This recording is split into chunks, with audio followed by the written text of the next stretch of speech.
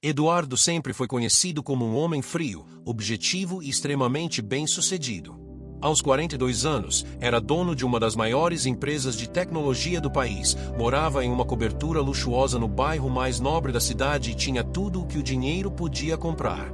Carros importados, relógios que custavam mais que apartamentos, quadros de artistas renomados decorando cada parede.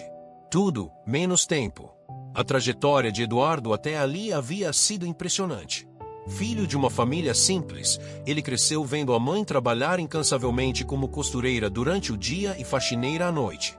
O pai, um homem bondoso mas de saúde frágil, fazia bicos como eletricista quando podia. Eles moravam num bairro operário, numa casa pequena onde o teto vazava quando chovia forte. Mas Dona Helena sempre dizia: educação é a única herança que podemos te dar, meu filho. Estude, e você vai ter a vida que nós nunca tivemos. Eduardo levou aquelas palavras a sério. Estudou como poucos, passou noites em claro com livros emprestados da biblioteca, recusou festas e diversões para se dedicar aos estudos. Conseguiu uma bolsa integral numa universidade particular, formou-se em engenharia da computação com honras máximas aos 25 anos, fundou sua primeira startup com 2 colegas de faculdade. A empresa cresceu exponencialmente. Em 10 anos, Eduardo havia se tornado referência no mercado de tecnologia, acumulando uma fortuna que ele jamais imaginou possível. Mas o sucesso teve seu preço. Seu pai faleceu de um infarto súbito 7 anos atrás, justamente quando a empresa estava em plena expansão. Eduardo estava fechando um negócio importante em São Paulo quando recebeu a ligação. Chegou tarde demais ao hospital. Não conseguiu se despedir. Aquela culpa ficou guardada em algum lugar profundo dentro dele, e aos poucos, ele começou a se afastar também da mãe. As ligações ficaram raras, as visitas quase inexistentes. Sempre que ela pedia para encontrá-lo, Eduardo respondia com a mesma frase automática: depois, mãe, agora estou muito ocupado. E Dona Helena, sempre compreensiva, sempre paciente, dizia: tudo bem, filho, eu entendo. Você tem coisas importantes para fazer. O que ele não sabia é que aquele depois custaria caro demais. Dona Helena havia sido despejada meses antes. O pequeno apartamento que alugava no bairro onde sempre viveu havia sido vendido pelo proprietário, e o novo dono triplicou o aluguel de uma hora para outra. Ela tentou negociar, explicou sua situação, mas foi inútil. A aposentadoria de R$ 1.200 mal cobria os remédios para pressão alta, diabetes e artrose. Não havia como pagar R$ 2.500 de aluguel. Ela pensou em ligar para Eduardo. Pegou o telefone várias vezes, discou quase até o final, mas sempre desligava antes de completar a chamada. Como poderia interromper a vida dele com seus problemas? Ele estava sempre tão ocupado, sempre viajando, sempre em reuniões importantes. Ela via as fotos dele nas redes sociais, que uma vizinha mostrava no celular. Eduardo em eventos empresariais, Eduardo recebendo prêmios, Eduardo ao lado de pessoas importantes. Como poderia se tornar um peso agora? Dona Helena teve que tomar decisões dolorosas. Vendeu quase tudo que tinha: a televisão antiga, o guarda-roupa de madeira que pertencera à sua mãe, as panelas boas, até mesmo as joias simples que guardava com carinho. Com o dinheiro, pagou as dívidas que tinha acumulado e ficou apenas com o essencial: algumas roupas, documentos, fotografias e o carro. Aquele velho sedã azul que o marido havia comprado usado 25 anos atrás, o único bem que conseguiu segurar até o fim. E foi assim que ela decidiu. Se não tinha para onde ir, o carro seria sua casa. No começo, foi devastador. Dona Helena chorava todas as noites, encolhida no banco do motorista, olhando as estrelas através do para-brisa embaçado. Perguntava-se como havia chegado àquele ponto, ela que sempre fora uma mulher trabalhadora, digna, que criará um filho exemplar. Sentia vergonha, medo, solidão. Mas aos poucos, desenvolveu uma rotina, uma forma de sobreviver sem desmoronar completamente. Então, ela tomou uma decisão dolorosa e silenciosa. Passou a viver dentro daquele carro antigo, estacionando sempre longe dos lugares movimentados, em ruas escuras e esquecidas da cidade onde ninguém prestasse atenção. Dormia sentada no banco do motorista, coberta por um velho casaco de lã que ganhará de presente do marido anos atrás. Durante o dia, se arrumava em banheiros públicos, penteava os cabelos grisalhos com cuidado, passava um batom desbotado e sorria para estranhos, fingindo que estava tudo bem. Sempre repetia para si mesma, como um mantra: meu filho venceu, não posso ser um problema agora. Ela mantinha uma rotina quase invisível, calculada para que ninguém desconfiasse de sua situação. Acordava cedo, sempre antes das 6 da manhã, antes que outras pessoas passassem pela rua. Ia até uma praça próxima, onde havia uma torneira pública, e se lavava como podia, usando o sabonete que guardava num saquinho plástico. Escovava os dentes ali mesmo, olhando ao redor para ter certeza de que estava sozinha. Depois, caminhava até um pequeno café barato, onde tomava um único cafezinho que durava horas enquanto lia jornais velhos deixados sobre as mesas. A dona do café, Dona Inês, sempre foi gentil com ela, nunca a apressou para sair. À tarde, perambulava por bibliotecas públicas, fingindo buscar livros, apenas para ter um lugar aquecido onde sentar. Lá, ela realmente lia. Lia romances antigos, biografias, qualquer coisa que a transportasse para longe daquela realidade. Às vezes, pegava no sono sentada numa poltrona, e os funcionários faziam vista grossa. Havia ali uma solidariedade silenciosa de quem reconhece o sofrimento alheio. Quando a noite caía, Dona Helena comprava um pão na padaria, às vezes uma fruta, e voltava para o carro. Jantava devagar, olhando as luzes da cidade, pensando em como a vida havia mudado. Lembrava-se de quando Eduardo era criança, de como ele corria pela casa pedindo mais um copo de leite antes de dormir, de como abraçava forte antes de ir para a escola. Lembrava-se dos aniversários simples mas felizes, das festas de Natal com peru feito no forno velho, da alegria genuína que existia mesmo na pobreza. E chorava, porque aqueles tempos pareciam tão distantes agora. Houve momentos difíceis. Uma noite, um grupo de jovens bateu no vidro do carro, rindo, fazendo piadas cruéis.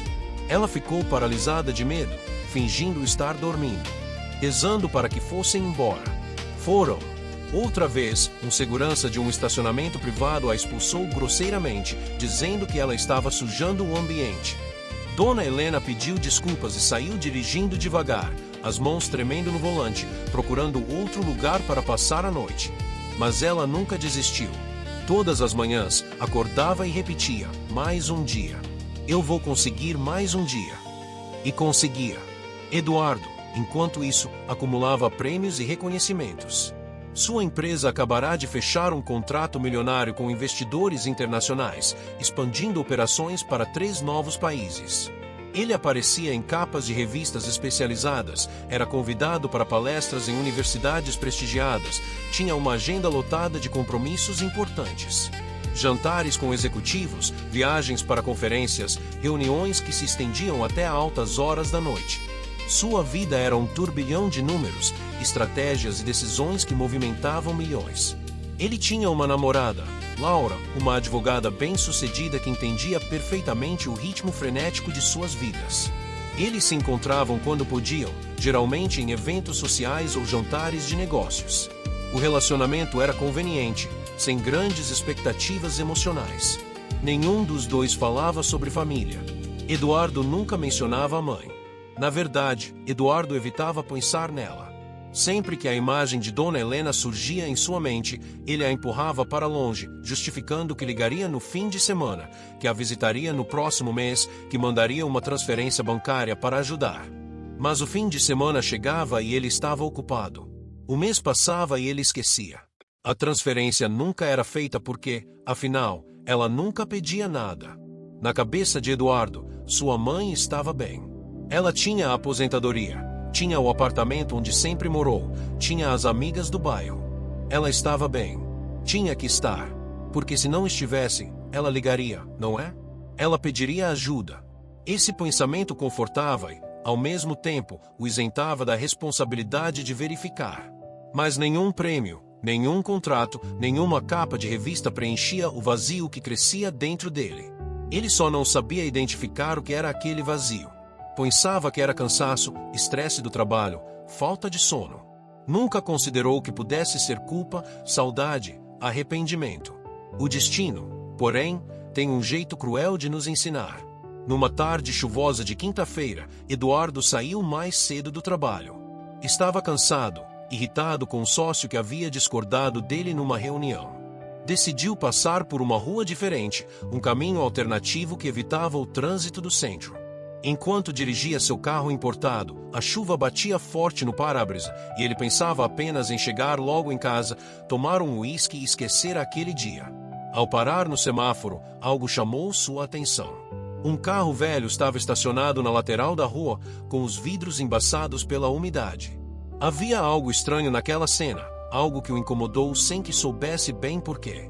Então, por um breve segundo, o vidro foi limpo por dentro e ele viu um rosto. Um rosto que ele conhecia melhor do que qualquer outro no mundo. Era sua mãe. O coração de Eduardo parou. Por um instante, ele achou que estava enganado, que a exaustão estava fazendo sua mente pregar peças. Mas quando o sinal abriu e ele começou a avançar, Dona Helena virou o rosto na direção dele. Seus olhos se encontraram através da chuva, através do tempo perdido, através de todo o silêncio acumulado. Ela tentou sorrir, mas os lábios tremeram. Ele não conseguiu se mover. Eduardo estacionou o carro de qualquer jeito, quase batendo no meio-fio. Saiu correndo sob a chuva forte, sem se importar com o terno italiano que vestia, sem se importar com nada além daquela figura frágil dentro do carro velho. Ele bateu no vidro, desesperado. Mãe, o que você está fazendo aqui? Por favor, abre a porta. Dona Helena hesitou. Suas mãos tremiam ao segurar a maçaneta. Quando finalmente abriu, Eduardo viu o interior do carro, um cobertor velho, uma garrafa de água pela metade, alguns sacos plásticos com roupas amarrotadas, uma Bíblia surrada. Era tudo o que ela tinha. Filho, ela começou a dizer, com a voz fraca e envergonhada, eu não queria que você visse isso. Não queria que eu visse. Eduardo estava atordoado, a realidade sendo cruel demais para processar. Há quanto tempo você está vivendo assim? Ela abaixou a cabeça, com lágrimas misturando-se à chuva que entrava pela porta aberta. Alguns meses. Eu fui despejada. Não consegui pagar o aluguel. Mas não quis te incomodar, filho. Você estava tão ocupado, tão bem-sucedido.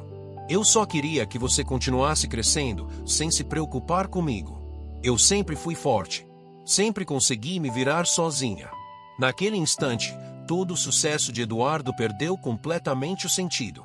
Os contratos milionários, a cobertura de luxo, os carros importados, os prêmios, tudo se tornou ridículo e vazio. Ele caiu de joelhos ali mesmo, na calçada molhada, e abraçou as pernas da mãe. Eduardo chorou como não chorava desde criança. Chorou por todo o tempo perdido, por todas as ligações ignoradas, por todas as desculpas vazias. Você nunca foi um peso, mãe. Nunca. Eu falhei com você. Eu falhei completamente. Dona Helena acariciou os cabelos do filho, como fazia quando ele era pequeno e tinha pesadelos. Está tudo bem, meu filho. Você não falhou. Você se tornou um homem de sucesso, e isso é tudo que eu sempre quis. Não, Eduardo respondeu, levantando o rosto encharcado. Sucesso não é nada se eu perder você no processo. Sucesso não é nada se eu não tiver tempo para quem me deu tudo. Naquela noite chuvosa, Eduardo levou a mãe para casa. Não para um quarto de hóspedes, não para um canto esquecido da cobertura, mas para o quarto principal, o melhor lugar da casa. Ele preparou um banho quente, separou roupas limpas e macias, e ficou do lado de fora da porta, apenas ouvindo o som da água caindo, certificando-se de que ela estava bem. Quando Dona Helena saiu do banho, com os cabelos limpos e usando um roupão felpudo, ela parecia outra pessoa. Mas os olhos ainda carregavam a dor de quem passou meses vivendo nas sombras. Eduardo preparou o jantar com as próprias mãos, algo que não fazia há anos. Eles comeram em silêncio, mas era um silêncio diferente, não de distância, mas de reconexão. Depois, sentaram-se na varanda, olhando as luzes da cidade. Por que você não me ligou? Eduardo perguntou, com a voz embargada. Por que não me contou o que estava acontecendo? Dona Helena suspirou. Porque eu não queria ser um problema. Você lutou tanto para chegar onde está. Eu me lembro de quando você era pequeno, de como estudava até tarde, de como sonhava em ter uma vida melhor. Quando você finalmente conseguiu, eu não quis estragar isso. Achei que seria egoísmo meu te puxar para baixo. Mãe, Eduardo segurou as mãos dela, enrugadas e calejadas pelo tempo. Você nunca seria um problema. Você é a razão de eu ter chegado aqui. Sem você, eu não seria nada. E se eu me esqueci disso, então todo esse sucesso não vale absolutamente nada. Nas semanas seguintes, Eduardo mudou radicalmente. Cancelou reuniões, adiou negócios importantes e fez algo que não fazia há anos: ficou ao lado da mãe. Levou a médicos, cuidou de sua saúde, ouviu suas histórias, recuperou memórias perdidas. Descobriu que ela havia escondido não apenas a situação de moradia, mas também problemas de saúde, dores que ignorava por não ter dinheiro para tratamento. Quanto mais Eduardo conhecia a realidade pela qual sua mãe havia passado, mais se envergonhava de si mesmo. Mas Dona Helena nunca o culpou. Pelo contrário, ela agradecia todos os dias por terem se reencontrado. Meses depois, Eduardo tomou uma decisão. Criou uma fundação chamada Nunca Invisíveis, dedicada a ajudar idosos abandonados e pessoas que vivem em seus carros por vergonha, medo ou falta de opções. A fundação oferecia moradia temporária, assistência médica, apoio psicológico e ajuda para a reintegração social. Eduardo investiu parte significativa de sua fortuna no projeto. Mais importante, investiu seu tempo. Ele passou a visitar os abrigos pessoalmente, a conversar com os idosos, a ouvir suas histórias. E em cada rosto, ele via a mãe. Em cada história de abandono, ele via seu próprio erro. Mas agora, estava fazendo algo a respeito. A fundação cresceu rapidamente e ajudou centenas de pessoas. Histórias emocionantes surgiram. Filhos que reencontraram pais, famílias que se reconciliaram, vidas que foram salvas. Eduardo se tornou uma voz importante na luta contra o abandono de idosos, e sua história com Dona Helena inspirou muitas pessoas a reavaliarem suas próprias prioridades. Uma das histórias que mais tocou Eduardo foi a de seu Antônio, um senhor de 73 anos que vivia embaixo de um viaduto. Ele havia sido engenheiro, tinha 2 filhas bem-sucedidas que moravam no exterior e simplesmente pararam de atender suas ligações. Seu Antônio dizia, com lágrimas nos olhos, elas achavam que eu ia pedir dinheiro. Mas eu só queria ouvir a voz delas, saber que elas estavam bem. Eduardo conseguiu localizar as filhas, explicou a situação e promoveu um reencontro emocionante. As filhas chegaram chorando, carregadas de culpa e remorso, e abraçaram o pai por longos minutos. Aquele abraço curou feridas que pareciam impossíveis de sarar. Outra história marcante foi a de Dona Carmen, uma senhora de 80 anos que vivia dentro de um carro há quase 2 anos. Ela havia criado 4 filhos sozinha, trabalhado como empregada doméstica a vida inteira, e quando ficou doente, todos arranjaram desculpas para não cuidá-la. Eu não queria dar trabalho, ela dizia. A fundação não apenas a abrigou, mas também promoveu uma reunião com os filhos. 2 se recusaram a ir, mas os outros 2 apareceram. Foi difícil, houve discussões, acusações, mas no final, eles concordaram em cuidar da mãe alternadamente. Dona Carmen saiu da fundação sorrindo, dizendo, eu achei que ia morrer sozinha. Agora eu tenho esperança. Eduardo acompanhava cada caso pessoalmente. Ele passava horas conversando com os idosos, ouvindo suas histórias, aprendendo com suas experiências. E em cada rosto, ele via a mãe. Em cada história de abandono, ele via seu próprio erro. Mas agora, estava fazendo algo a respeito. A fundação também implementou programas educacionais. Eduardo contratou psicólogos para dar palestras em escolas e empresas sobre a importância de cuidar dos idosos, sobre como o abandono afetivo é uma forma de violência, sobre como pequenos gestos fazem diferença. Ele mesmo participava dessas palestras, contando sua história sem filtros, sem esconder a vergonha que sentia. Eu tinha tudo, ele dizia para plateias lotadas, mas quase perdi o que realmente importava. Não deixem que o trabalho, o dinheiro ou o orgulho os afastem de quem ama vocês. As palestras tocavam as pessoas profundamente. Muitos saíam de lá pegando o telefone para ligar para pais, avós, tios que haviam negligenciado. Eduardo recebia mensagens todos os dias de pessoas agradecendo, dizendo que a história dele havia mudado suas vidas, que haviam se reconciliado com familiares graças ao exemplo dele. Mas acima de tudo, ele recuperou algo que dinheiro nenhum poderia comprar, o tempo perdido com quem mais o amava.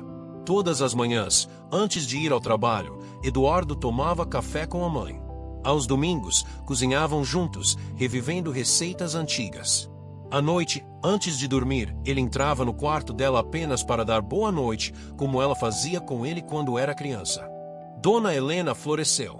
Seus olhos voltaram a brilhar, seu sorriso ficou mais leve, e ela finalmente permitiu-se descansar, sabendo que não era um peso, mas sim o tesouro mais precioso de alguém. Um ano depois do reencontro, durante o jantar de aniversário de Dona Helena, Eduardo fez um brindis. Levantou a taça, com a voz emocionada, disse: "Mãe, durante anos eu persegui o sucesso achando que ele estava em contratos, dinheiro e reconhecimento. Mas o verdadeiro sucesso estava o tempo todo ao meu lado, e eu quase perdi. Você me ensinou tudo, me deu tudo, e quando precisou de mim, ficou em silêncio para não me atrapalhar. Hoje eu entendo que atrapalhar não é pedir ajuda de quem se ama. Atrapalhar é deixar o orgulho e o trabalho nos afastar de quem realmente importa. Obrigado por nunca desistir de mim, mesmo quando eu desisti de você. Essa segunda chance é o maior presente que já recebi." Dona Helena chorou, mas eram lágrimas de alegria. Ela olhou ao redor, vendo a sala cheia de pessoas que a fundação havia ajudado, pessoas que agora tinham uma segunda chance, assim como ela teve. E percebeu que sua dor não havia sido em vão. Ela havia se tornado o símbolo de algo maior, a prova de que nunca é tarde para recomeçar, para se reconectar, para escolher o amor acima de tudo. Porque, às vezes, quem mais se sacrifica por nós é exatamente quem menos reclama. E cabe a nós abrir os olhos antes que seja tarde demais.